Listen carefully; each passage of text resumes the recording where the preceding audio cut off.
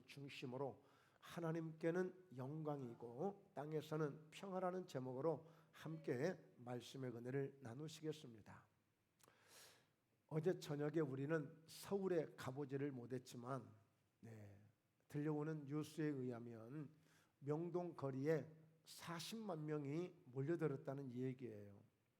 얼마 전에 이태원에는 10만 명이 몰려들어서 큰 사고가 났는데 이번에는 40만 명이 모였음에도 별 사고 없이 잘 지냈던 것 같습니다. 그래서 그 명동에서 노점 생활하는 모든 이 노점하는 분들이 자진해서 이 많은 사람들이 몰려드는데 자유롭게 마음껏 즐길 수 있도록 우리가 좀 피해를 주지 말자 해서 스스로 노점상들이 다 어제는 또 쉬었다는 것입니다. 사실 대목을 쉰 거거든요. 자, 어쨌든 사람들은 이 성탄절이 되면 의미는 잘 몰라요. 의미를 아는 사람들이 뭐 얼마나 되겠어요? 그냥 노는 날, 즐거운 날, 그냥 행복한 날, 즐기는 날, 어쨌든지 간에 이 성탄절이 사람들에게 그런 인식을 주고 이미지를 주는 것은 결코 그렇게 나쁜 것은 아니라고 생각이 됩니다. 사실 과거에 보면 정말 이 성탄절이 되면 어떻게 마을의 축제가 되고 교회 축제뿐이 아니라 마을의 축제가 되고, 그때는 사실 예수 안 믿는 사람들도 교회 가면 사탕도 주고 먹을 것도 주고 아주 좋은 그런 어떤 분위기였죠. 그러다 보니까 전도하는 것도 그렇게 거리감 있는 게 아니라 사람들 쉽게 접할 수도 있고, 그래서 전도하는 데도 상당히 도움이 되고 있습니다만 지금은 뭐 캐롤송이 들리지도 않고 또 여러 가지 뭐 분위기가 썰렁해요. 성탄절이 되지만 우리 예수 믿는 사람들은 그냥 또 성탄절이 되면 하나의 어떤 종교적인 행사로 성탄절이니까 또 성탄절 드려야지, 뭐 진정한 어떤 예수님을 통해서 하나님을 통해서 그 기쁨을 얻는다든지 행복을 얻는다든지 정말 이 성탄절이 나에게 정말 역사적인 일이 되고 해야 되는데 그런 부분에서 좀 아쉬운 부분이 많이 있는 것 같아요. 그러나 오늘 이 코로나도 이제 정말 그동안 끝날 것 같지 않았지만 그래도 나름대로 지금 끝이 보이고 있으니까 정말 우리에게 이제 좋은 날을 기대하면서 오늘 어쩌면 이 2022년도 성탄절이 저희 목포예담교회, 나아가서 목포, 나아가서 우리 대한민국, 나아가서 전 세계가 다시 한번 새롭게 도약하는 이번 성탄절이 되었으면 합니다. 할렐루야. 그런 의미에서 우리가 다시 한번 힘차게 메리 크리스마스 한번 외쳐봅니다. 메리 크리스마스. 할렐루야. 우리 모두에게 이 메리 크리스마스의 은총이 충만하시길 다시 한번 축원합니다. 자, 첫째로 이 성탄절 이 통해서 예수님이 이 땅에 아기 예수로 오셨는데 영광으로 오셨다는 사실이에요. 자, 말씀을 보게 되면 누가복음 2장 8절, 그 지역에 목자들이 밤에 밖에서 자기 양떼를 지키고 있는데, 자 9절에 주의 사자가 곁에 서고 주의 영광이 그들을 두루 비추매 무서워하는지라.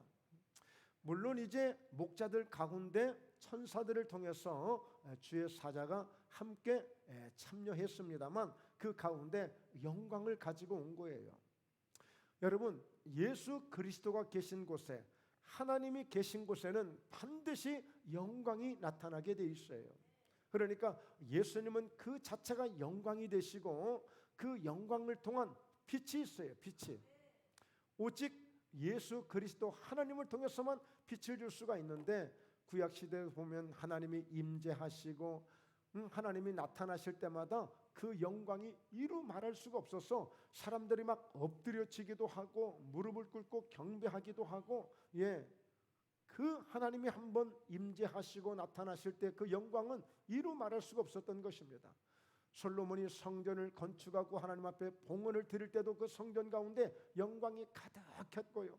학개서를 보면 그 성전을 짓고 나서 하나님 앞에 봉헌을 드릴 때에 그 학개 성전 가운데도 영광이 충만했고요. 자, 그래서 10절에 보면, 14절에 보면 지극히 높은 곳에서는 하나님께 영광이요 땅에서는 하나님이 기뻐하신 사람들 중에 평화로다 하니라. 여러분, 지금도 처처에서 계속 출산율이 많이 떨어졌습니다만 아기를 많이 낳고 있습니다. 지금도 그렇죠? 여기저기서. 그러나 그 아기가 태어나면 그 집안의 기쁨이 되고 그 가정의 큰 기쁨이 되겠습니다만 그것을 영광이라고까지 말하지는 않아요. 그러나 단지 아기 한 사람이 태어났을 뿐인데 그 아기를 중심으로 해서 하나님의 영광이 그 가운데 나타나셨다는 거예요. 여러분, 우리가 신앙생활을 잘 하게 되면 이렇게 주님의 영광을 우리가 경험할 수가 있어요. 요한복음 2장에 보면 가나의 혼인잔치가 있는데 바로 첫 표적을 나타내셨죠. 그런데 그 가운데 말씀이 설명하기를 그의 영광을 나타내심에 그랬어요. 그러니까 오늘 예수님이 하신 일들을 통해서 보면 이게 사람이 할 수 없는 일들이 나타나게 되거든요. 그것을 영광이라고도 말합니다. 간혹 보면 연예인들이 연말 큰 상을 받아서 이게 영광이라고 이렇게 눈물을 흘리는 사람들이 있고, 어떤 사람들은 어떤 이치에서 최근에 월드컵이 경기가 끝났습니다만 골을 넣고 승리를 한다든지 그러면 그 자체가 자신에게 큰 영광이 된다는 이야기를 해요. 여러분, 이 비록 아기 예수 그 한 분이 태어났을 뿐인데 그 가운데 하나님의 영광이 함께 동행하시게 된 거예요. 그러니까 반드시 오늘 예수님은 이 땅에 영광을 가지고 오신 분이에요. 그 영광을 드러내므로 숱한 수많은 영혼들, 수많은 인류에게 희망을 주고 소망을 주기 위해서 영광으로 오신 분이십니다. 물론 비록 말 구유에 오셨어요. 참으로 천한 곳에 오셨어요. 도대체 머물 수도 없는, 더 이상 어디 들어갈 수도 없는, 그래서 어쩔 수 없이 마국간에 가셔서 정말 그 말 구유, 말이 먹는 그 먹이통에서 예수님이 태어나셨단 말이에요. 그러나 아무리 천한 곳이라 할지라도 바로 그 가운데 예수님이 계시기에, 바로 구주가 오셨기에, 메시아가 오셨기에 그 가운데 영광이 나타나시게 된 거예요. 영광이.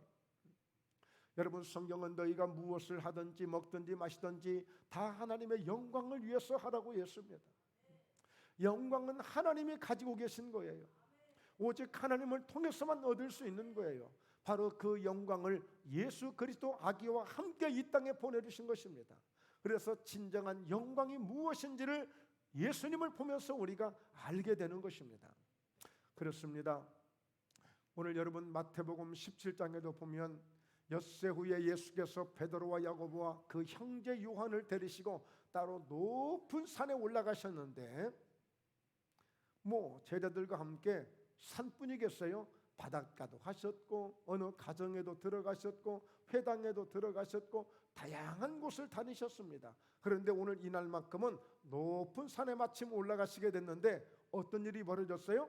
그들 앞에서 변형이 돼서 그 얼굴이 해같이 빛나고 옷이 빛과 같이 휘어졌더라 그랬어요.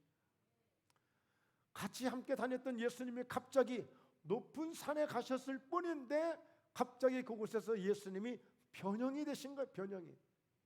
그런데 이 변형되신 모습이 너무나도 휘황찬란했습니다. 그 얼굴이 해같이 빛나는데 볼 수가 없습니다. 여러분, 해가 뜨거든 해를 한번 바라보십시오.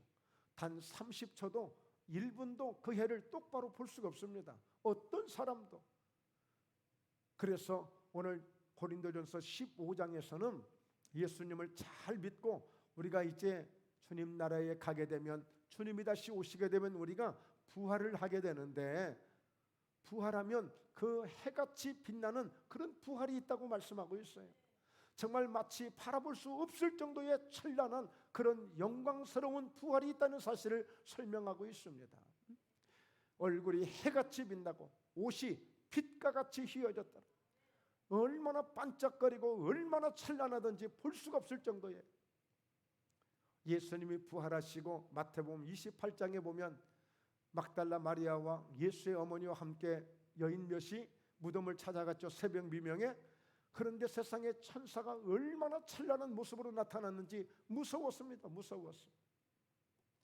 여러분, 주님의 나라는, 하나님의 나라는 그냥 영광 그 자체예요. 영광 그 자체. 그래서 이 땅에 아무리 금강산이 아름답고 백두산이 아름답고 설악산이 아름답다 할지라도 여러분 주님의 나라만큼 비교 자체가 안 되는 거예요. 자, 그래서 예수님이 이와 같은 모습을 보여주신 겁니다. 이 땅에서 그 제자들에게 보여주신 거예요. 늘 어려움을 당하고 핍박을 당하고 고난을 당하는 그 모습이 아니라 예수님이 내가 누구인지를, 진짜 내 모습이 어떤 모습인지를 베드로, 야고보, 요한에게 보여주신 거예요. 그때에 모세와 엘리야가 예수와 더불어 말하는 것이 그들에게 보이거늘 기가 막힌 것이죠. 이미 그 시대 때에 1500년 사람 모세, 엘리야, 바로 이런 사람과 예수님이 함께 대화를 하고 있는 모습을 베드로, 야고보, 요한이 보고 너무 놀래가지고 베드로가 탁 나서서 예수님 정말 너무 멋진 광경입니다. 세상에 이곳에 이런 영광이 있을 줄 꿈에도 생각을 못했습니다. 그러니 제가 초막 셋을 지어놓겠습니다. 하나는 예수님, 하나는 모세, 엘리야를 위해서. 그리고 우리는 여기서 우리 내려가지 말고 그냥 이곳에 있어요. 세상에 이렇게 영광스러운 곳이 있는데 이곳을 두고 어디를 갈 필요가 있겠습니까? 예수님이 진짜 모습을 이 제자들에게 보여주신 거예요. 여러분, 그러므로 이제 우리는 두 번째 생각해 볼 수 있는 것은 그 아기 예수가 탄생하시는 가운데 그 영광을 가지고 천사들이 누구에게 오셨느냐? 목자들에게 오셨다는 거예요. 이 목자에게 오셨다는 것은 우리 인류에게, 우리 수많은 백성들에게 신의 한 수가 되는 것입니다. 여러분이 목자에게 오셨다고 하는 이 의미는요, 단순하게 그냥 양을 치는 사람들에게 나타나셨구나, 이 정도가 아닙니다. 사실 이 목자들은요, 과거에 예루살렘이 함락이 되고 이스라엘이 망했을 때 전쟁이 일어났습니다. 저 바벨론이라는 곳에서 느부갓네살 왕이 쳐들어와서 성전을 다 무너뜨리고 성벽을 무너뜨리고 그리고 쓸만한 사람들을 다 잡아갔어요. 포로로 끌어갔어요. 그런데 이때에 이 목자들은 데려가지 않았습니다. 왜냐하면 양을 치는 사람들, 이 목자들은요, 조금 그 시대에 좀 무지하다, 좀 우리말로 속된 말로 표현하자면 좀 무식하다, 좀 많이 못 배웠다, 이렇게 그런 취급을 받은 거예요. 그런 취급을. 그리고 이 양을 치는 사람들을 조금 사람들을 부정하게 봤어요. 그러니까 아예 포로로도 끌어가지 않았는데, 사실 이때 그 사람들은 단지 못 배우고 돈이 없어서가 아니라, 가난해서가 아니라, 여기에서 오는 이 목자들은 구약 성경에 보게 되면 예레미야서에도 이게 잘 표현하고 있는데요, 끝까지 믿음을 지키기 위해서 온전하게 양을 키우고 이 짐승들을 키워서 하나님 앞에 제물로 바치고 헌신하기 위해서 이 직업을 택한 것이지 단지 못 배우고 없어서가 아니었습니다. 그러나 그들은 끝까지 그 족속들이 이 믿음을 지키며 양을 치던 사람들이에요. 백이 없고 배경이 없고 돈이 없어서가 아니라 온전히 하나님 앞에 드려지는 제물을 키우고 헌신된 마음으로, 순종하는 마음으로, 그리고 중요한 것은 믿음을 지키면서 그들이 뭘 했을까요? 그리스도를, 메시아를 기다렸던 거예요. 왜? 그들은 그런 말씀을 받았거든요. 예레미야 선지자를 통해서 하나님 주시는 말씀들을 받았어요. 그래서 그것을 마치 유언처럼 생각하고 메시아를 기다리며 그리스도를 기다리며 그들이 달려왔던 거예요. 그러니까 여러분, 하나님은 이 목자들을 너무너무 좋아하세요. 목자들을 참 좋아하세요. 왜 그럴까요? 목자들은 양을 치는데 하나님은 친히 목자가 되어주신 것을 오늘 다윗이 고백할 때에 그렇게 기뻐하셨던 것입니다. 그래서 시편 100편에서도 오늘 우리는 그들이 기르시는 양들이라고 말씀하고 있는 거예요. 그래서 우리는 하나님을 목자로 삼고 우리는 그가 기르시는 양이라는 사실을 알고 하나님을 항상 대할 때마다 목자로 대하고 하나님을 늘 따를 때에 오늘 요한복음 15장에서도 설명을 잘하고 있습니다.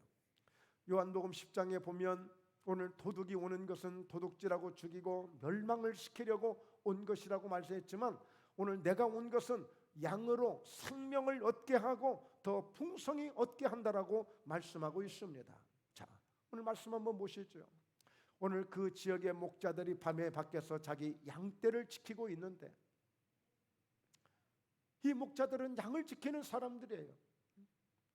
주의 사자가 그에 서고 그의 주의 영광이 그들을 두루 비추며 크게 무서워하는지라. 천사가 이르되 무서워하지 말라. 보라, 내가 온 백성에게 미칠 큰 기쁨의 좋은 소식을 너희에게 전하노라. 여러분, 정말 놀랍지 않습니까? 사람들은 목자들이 전해주는 말을 그렇게 듣지 않을 수도 있어요. 왜? 굉장히 인정을 받는 그런 사람들이 아니니까요. 그러나 하나님은 천사들 통해서 가장 엄청난 말씀을 너희에게 전하노라. 그 전할 수 있는 똑똑하고 잘난 사람들도 많을 것이고, 나름대로 명예가 있다고 큰 소리치는 사람도 많을 것이고, 나름대로 세상에 권세를 쥐고 있다고 그렇게 호언장담하는 사람도 많이 있을 테지만, 가장 연약함을 상징하는 그들에게 나타나셔서 온 백성에게 맺힐 큰 기쁨의 좋은 소식을 가장 먼저 너희에게 전하노라 그랬어요. 너희에게 전하노라.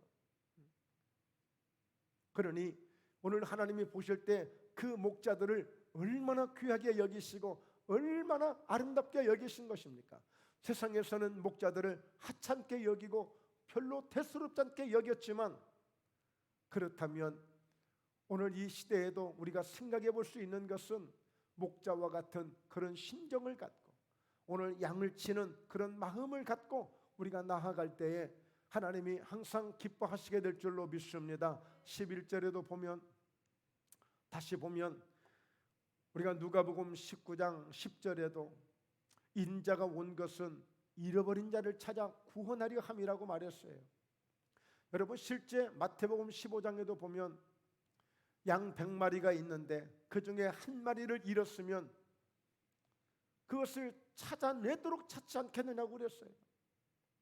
99마리를 들에 두고라도 잃어버린 그 한 마리 양을 찾기 위해서 찾도록 찾아다니지 않겠느냐.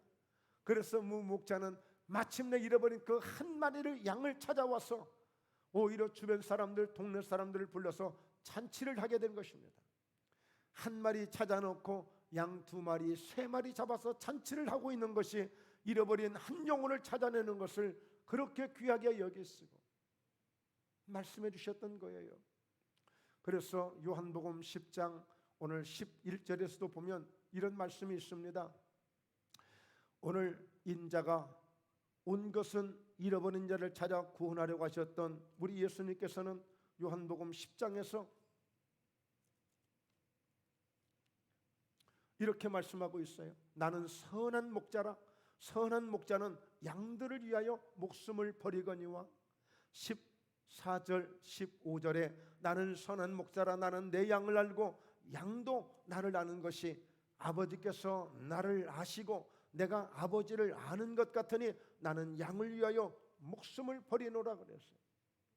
사실 예수님은 아기 예수로 오셨지만 그 가운데는 선한 목자라고, 선한 목자가 되기 위해서 이 땅에 오신 거예요. 그래서 양들을 지켜주시려고. 싹군 목자는 그 양들이 어려움을 당하는 것을 알면서도 자기가 위험하면 달아나게 되지만, 선한 목자가 되신 바로 우리 예수님은 바로 양들을 위해서 목숨을 버리기 위해서 오셨다고 친히 말씀하고 있는 거예요. 그러므로 목자를 찾아오신 예수님, 목자 가운데 태어나신 예수님, 그래서 이 목자들은요, 나중에 이 천사들이 말씀해 주신 이 말씀을 따라서 즉시 순종하여 아기 예수께 나아가 경배를 하게 되는 것입니다. 여러분, 하나님이 가장 중요한 말씀을 주셨는데 이 말씀을 받았으면 그 말씀을 지키는 자, 그 말씀을 그대로 실행하는 자, 그래서 그 말씀을 그대로 전해주는 자, 바로 이를 찾았던 거예요. 그 시대에 메시아가 오셨다라고, 구주가 오셨다라고 하는 아기 예수 태어난 것으로 인하여서 사람들이 믿겠습니까? 그냥 아기 예수 하나, 아기 그냥 태어나는 것은 흔한 일이니까 그냥 태어났다고 할 수도 있는 것이지만, 그러나 아기 예수는 그냥 아기 예수가 아니었어요. 그리스도로 오신 분이시고 메시아로 오신 분이었어요. 그러니까 이 사실을 알려야 돼. 이 사실을 알릴 수 있는 사람은 바로 목자들이었던 것입니다. 왜? 오늘 다윗이 양을 쳐보니까 목자의 심정을 알게 돼요. 목자와 양의 관계를 깨닫게 됐어요. 오늘 이 목자들은 정말 그리스도가 메시아가 얼마나 귀하다는 것을 알고 있기 때문에 그들이 이 말씀을 받아서 이들이 이 말씀을 전하고 있는 것입니다. 그래서 베드로전서 5장 2절 4절에도 보면 너희 중에 있는 하나님의 양무리를 치되 억지로 하지 말고 하나님의 뜻을 따라 자원함으로 하며 더러운 이득을 위하여 하지 말고 기꺼이 하며 그리하면 목자장이 나타나실 때에 시들지 아니하는 영광의 관을 얻으리라. 할렐루야. 시들지 않는 영광의 관을 얻으리라고 그랬어요. 그러니까 오늘 이 목자들은 이 영광스러운 이 아기 예수의 탄생을 가장 먼저 기뻐함으로 행복함으로 메리 크리스마스의 가장 주인공이 되는 목자들이 되어진 것입니다. 여러분, 예수 그리스도가 부활하실 때 가장 먼저 목격한 사람이 누구입니까? 막달라 마리아였던 것입니다. 그런 7 귀신이 들려서 아무 소망이 없던 그가 예수님이 오셔서 그 귀신을 쫓아내주시고 그의 병을 고쳐주시고 그의 생명을 예수의 생명으로 채워주시고 자녀 삼아주시니 그는 끝까지 자기 목숨을 귀하게 여기지 아니하고 그 예수 그리스도의 죽으심의 그 무덤에까지 나아갈 수 있는 그 새벽미명 주님 앞에 나아갈 수 있는 그런 믿음이 있었던 거예요. 그가 부활하신 예수님을 가장 먼저 목격하고 가장 먼저 그 아기 예수님 앞에 경배할 수 있는 그런 은혜를 막달라 마리아가 얻었던 것이죠. 여러분, 우리가 예수님의 은혜를 받는 것이 그냥 쉽게 받는 것 같지만 결코 그렇진 않습니다. 물론 이 믿음을 지키고 이 믿음을 감당하는 자들에게는 쉽게 얻어지는 것 같은 이런 기쁨이 있습니다. 여러분, 절대 그래서 성경은 공짜가 없다고 말씀하는 거예요. 무엇이든 심은 대로 거두고 일한 대로 행한 대로 갚아주신다고 성경은 말씀하고 있는 것입니다. 우리가 이제 하나님이 가장 기뻐하시는 일이 무엇인가? 바로 양을 살려내는, 바로 양을 추수하는 추수꾼이 되어야 되고 양을 살릴 수 있는 그런 일꾼이 되어질 수 있는 우리 모두가 함께 되어야 될 줄로 믿습니다. 저는 목자들에게 오셨다는 이 광경을 보면서 얼마나 가슴이 벅찬지 모르겠어요.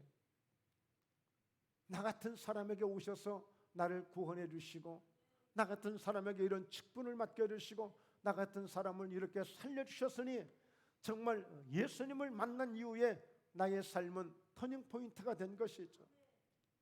어쩌면 예수님을 만나지 않았으면 벌써 이 세상에서 저도 어떤 사람과 같이 이 세상을 뜨고 말았을 것입니다. 아니, 하나님이 지켜주시지 않으셨니 내가 나에게 어떤 일이 있었을지 굳이 그런 가정을 할 필요가 없겠지만 아마 어쩌면 안전해지는 않았을 것 같다, 이런 생각은 하게 됩니다. 자, 세 번째입니다. 오늘 예수님은, 아기 예수는 이 땅에 오실 때에 평화를 위해서 이 큰 포부를 가지고 오신 거예요. 비록 응애하고 울음소리를 내며 아기로 오셨지만 그 아기의 울음 속에는 내가 이 인류를 내가 평화를 주겠다고, 이 평화를 가지고 왔다라고 알리는 그런 울음소리였던 거예요. 평화를 위해서. 자, 오늘 다윗의 동네에 너희를 위하여 구주가 나셨으니 너희 곧 그리스도 주시니라. 계속 지금 누구에게? 목자들에게 지금 말씀을 주시고 있는 거예요. 목자들에게. 자, 그러면서 너희가 가서 강보에 쌓여 구유에 누워 있는 아기를 보리니 이것이 너희에게 표적이니라 하더니, 가서 보면 아기가 있을 거야. 마국간에 강보에 쌓여 있는 아기를 보게 될 텐데 이 아기는 표적이니까 그냥 일반 아기가 아니다. 그리스도다, 메시아다, 너희가 기다렸던 그 메시아가 오신 거야. 그러면서 13절에 호련히 수많은 천군이 그 천사와 함께 하나님을 찬송하여 이르되. 네. 그러니까 여러분, 이 목자들 가운데 단지 그냥 밝은 빛으로만 영광만 나타나신 것이 아니라 수많은 천군 천사가 함께 동원되어 하나님을 찬송하며 영광을 돌리는 이런 엄청난 광경이 그 밤중에 새벽에 일어났던 것입니다.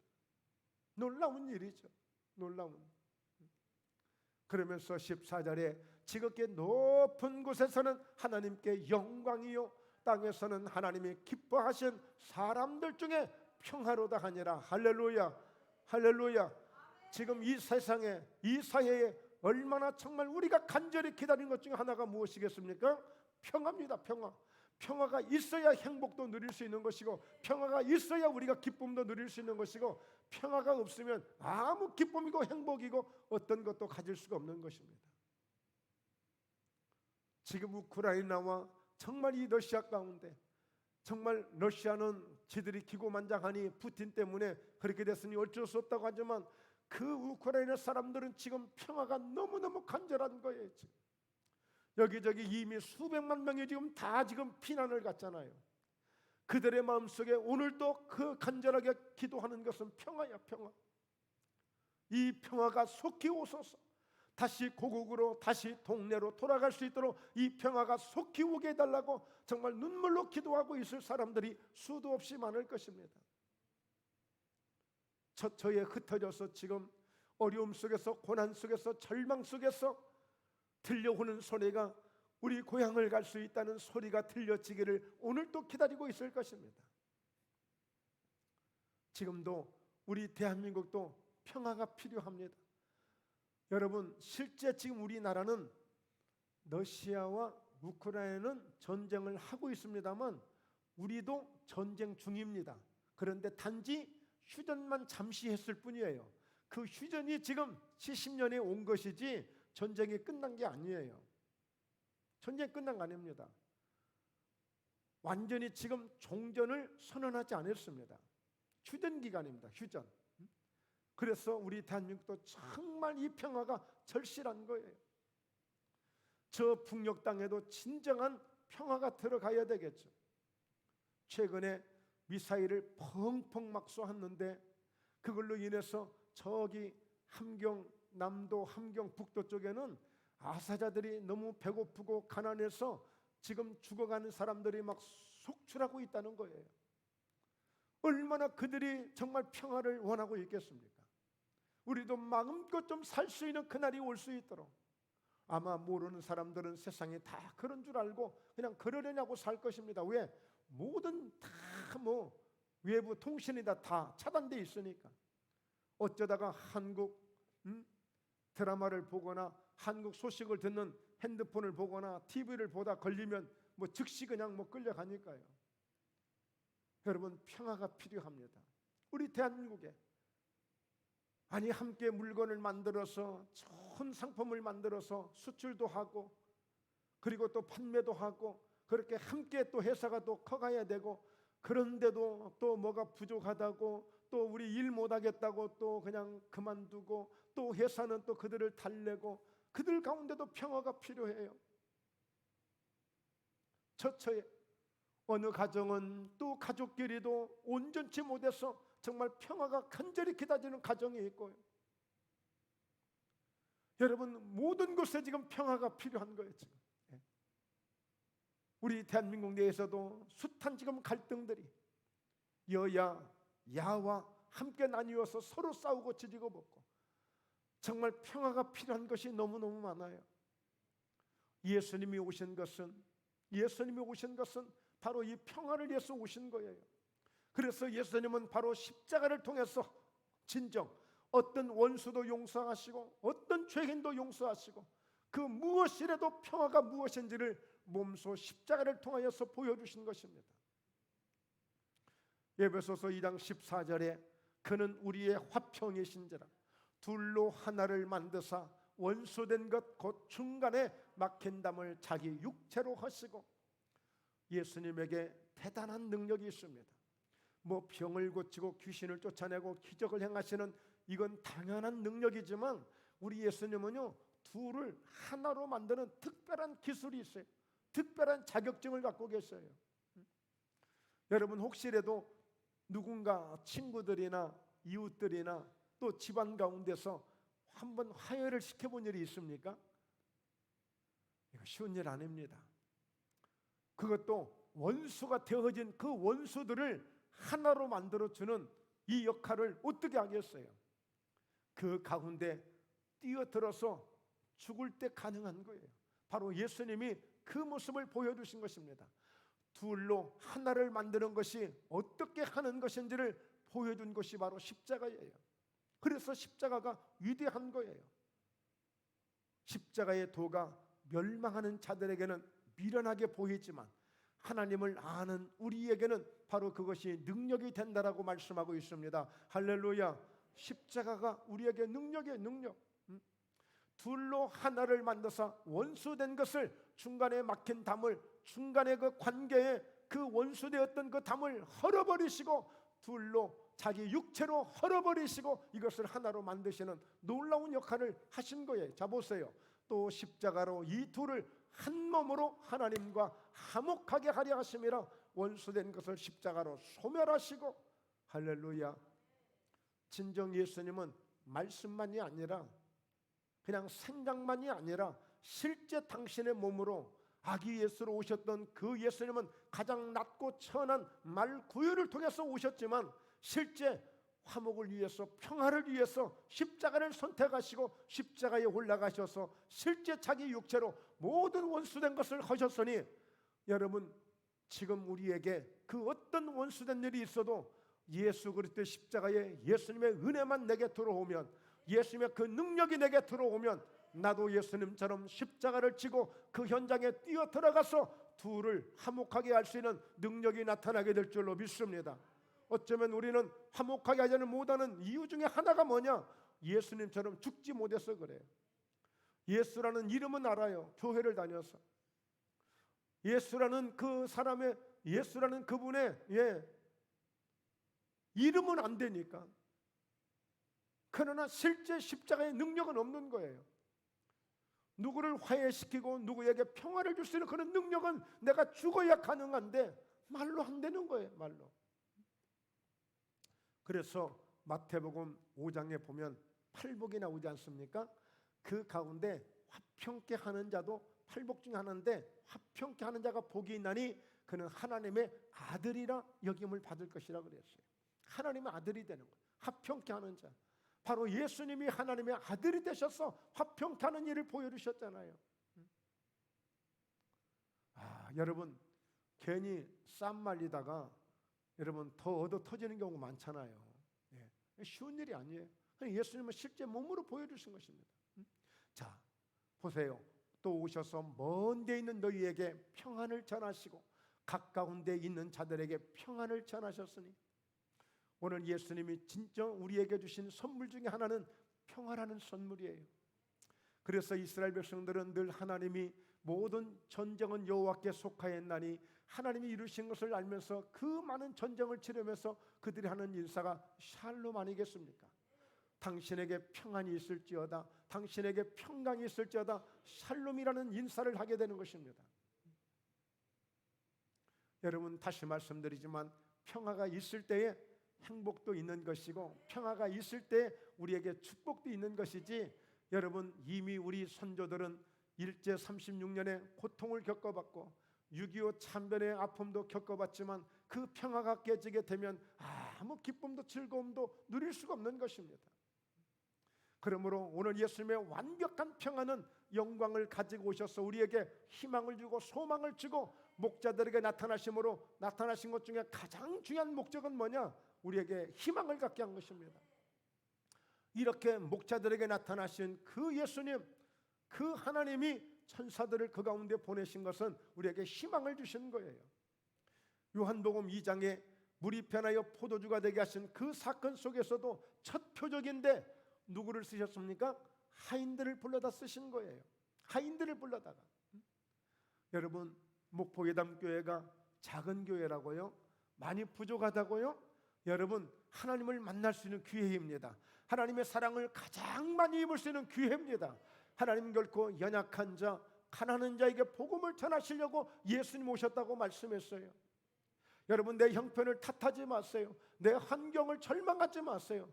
여러분 오히려 나에게 주어진 연약한 단점이나 약점들이나 연약한 나의 환경은 오히려 주님의 큰 사랑을 입을 수 있는 가장 좋은 기회가 될 수 있기 때문에 이것을 우리는 천하이복으로 삼아야 돼요. 천하이복으로. 오히려 하나님은 사도 바울에게 너무 자만하여 너무 잘돼서 교만할까 봐서 자만할까 봐서 오히려 스스로 그를 약하게 만들어서 약한 가운데서 하나님의 능력이 온전하게 만들었던 거예요. 결코 여러분 지금 현재의 여러 가지 부족하고 연약하고 나는 약점도 많고 나는 단점도 많고 이것을 여러분 절대 낙심하거나 절망하지 마시고 오히려 하나님은 약한 자에게 찾아오셔서 가장 위대한 지금 메시지를 말씀을 지금 주고 있는 것입니다. 큰 기쁨의 소식을 너희에게 전하노라. 할렐루야. 네, 결론입니다. 왕으로 오신 예수님, 메시아로 그리스도로 오신 예수님은 나를 위해서 오셨다는 사실을 여러분 기억하셔야 됩니다. 여러분 우리 솔직히 한번 얘기해 볼까요? 예수님하고 나하고 무슨 상관이 있을까요? 여러분 어떠세요? 예수님 나하고 무슨 상관이 있지? 한번 생각해 보세요. 정말 상관 있으십니까? 물론 상관이 있어도 괜찮고 없어도 괜찮고 그냥 무덤덤하십니까? 그렇잖아요. 오늘 우리 성도님들과 저하고 무슨 상관이 있죠? 목포회담교회 목사님이고 나는 목포회담교회 다니는 성도고 그 정도죠. 여러분 예수님을 우리가 이렇게 생각해서는 안 돼요.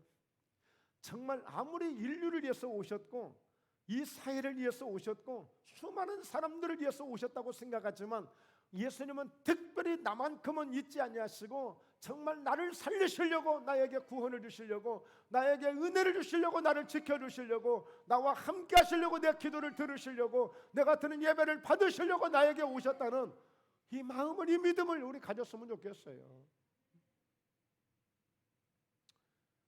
그래 목사님 그래 말씀 맞아요. 목사님 때문에 오셨을 거예요. 그러나 나는 별로 관심 없어요. 그러시면 안 됩니다. 큰일 납니다.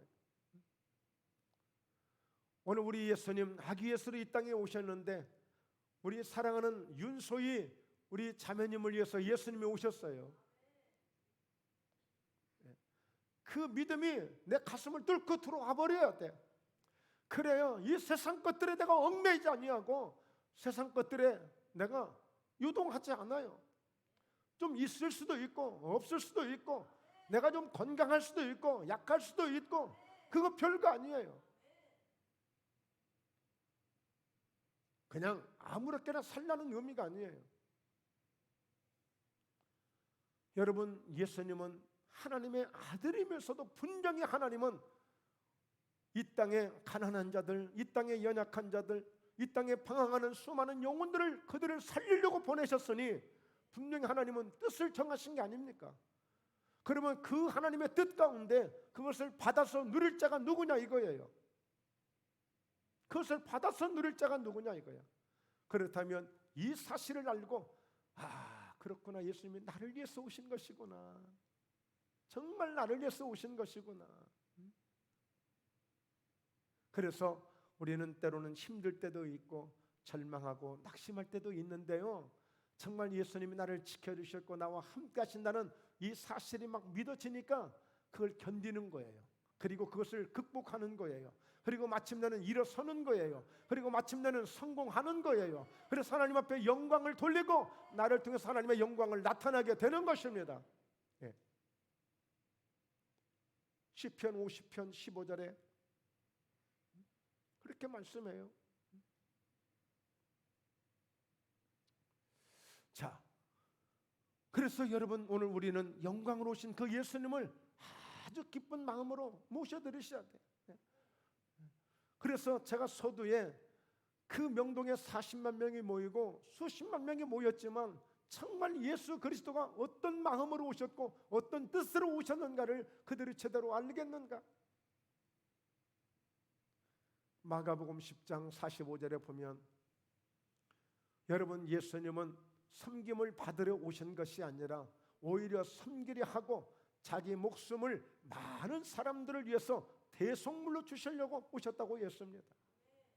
대속물로 주려고 속죄 제물로 주셔서 우리를 죄사함 받게 하고 하나님의 자녀가 되게 하셔서 하늘의 복을 받고 하나님의 은혜를 받고 살아가도록 하늘의 평화를 받고 살아가도록 그걸 위해서 우리에게 오셨다는 거예요. 그래서 오늘 또 우리가 성찬식을 합니다. 성찬식을 하는 이유도 예수님의 생명을 먹는 거예요. 예수님의 피를 마시고 예수님의 살을 먹는 것이 성찬식입니다. 왜? 내 피를 마시지 않고 내 떡을, 내 몸을 먹지 않냐면 나와 아무 상관이 없다고 그랬어요. 그러니까 예수님은 어때요? 이 성찬을 통해서 예수님과 하나가 되게 하는 거예요. 예수님과 함께 연합하게 만드는 거예요. 이게 중요한 거예요.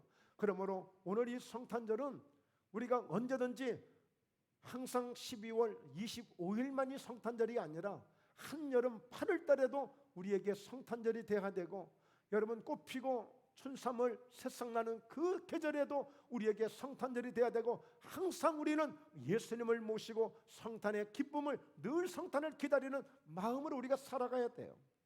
누가복음 2장에 보면 안나라고 하는 선지자가 있습니다. 시몬이라고 하는 그런 사람이 있습니다. 다 그들은요 이 메시아를, 그리스도를 기다리다가 아기 예수를 만나게 되고 경배하고 이제는 죽어도 여한이 없다라고 하나님 앞에 영광을 돌리는 그런 모습들을 보게 됩니다. 오늘 성탄을 기다리는 자들이 되어야 돼. 그래서 우리는 아기 예수님을 영접해야 돼요. 바로 이와 같은 믿음을 가진 자가 다시 오실 예수님도 그렇게 기다릴 것입니다. 여러분, 다시 오신다는 예수님에 대해서 정말 마음에 뜨겁게 기다려지고 있습니까? 이런 성탄의 즐거움과 성탄의 이 본질을 우리가 아는 자들이 다시 오실 주님도 기다리는 것이지, 그게 안 되면 안 돼요. 그래서 희망을 가지십시다. 예수님께 정말 그 어떤 절망 속에서도 치유하시는 하나님으로, 기적의 하나님으로, 정말 기적의 주님으로, 얼마든지 나에게 역사할 수 있는 주님으로 희망을 가지시고, 우리도 평화를 누리고 이제 실천할 수 있는 예수님을 바라보면서 정말 아무것도 아닌 것 가지고 죽이니 살리니 지지고 볶고, 여러분 우리 너무 이 아쉬운 시간들을 허비하는 거예요. 네, 정말 예수님 한 번만 제대로 바라보면 그냥 눈 녹듯이 탁 녹아질 터인데, 예수 대 십자가의 그 피 한 방울은 어떤 웅어리친 것도 풀어버리고 어떤 관계도 담도 무너뜨리고, 예수의 피 한 방울은 어떤 상황에서도 모든 것을 정말 아무것도 없는 것처럼 깨끗하게 할 수 있습니다. 십자가의 그 능력을 여러분 너무나도 사용을 못하고 있어요. 누리지 못하고 있어요. 그리고 우리 나아가서 이제 여러분들이 정말 평화를 실천하는 그런 피스메이커들이 되셔서 정말 목포예담교회 우리 사랑하는 성도님들이 가는 곳곳마다 그곳에 평화가 있고 그곳에 웃음이 있고 그곳에 기쁨이 있어서 오늘 여러분들을 따라오지 않을 수 없는 그런 주인공들이 되시기를 주의 이름으로 축원합니다. 그래서 2022년도 이 10월, 12월 25일 이 성탄절은 누구보다도 하나님, 저희 목포예담교회가 최상의 최고의 오늘 성탄절이 되어졌습니다. 그 예수님을 내가 온전히 모시게 되고 온전히 내가 소유하게 되었으니 이보다 더 큰 영광이 없고 이보다 더 큰 기쁨이 없습니다. 할렐루야 하며 오늘 메리 크리스마스를 외치며 멋진 이 성탄절을 보내시면서 날마다 승리할 수 있기를 주 예수 이름으로 축원합니다. 살아계신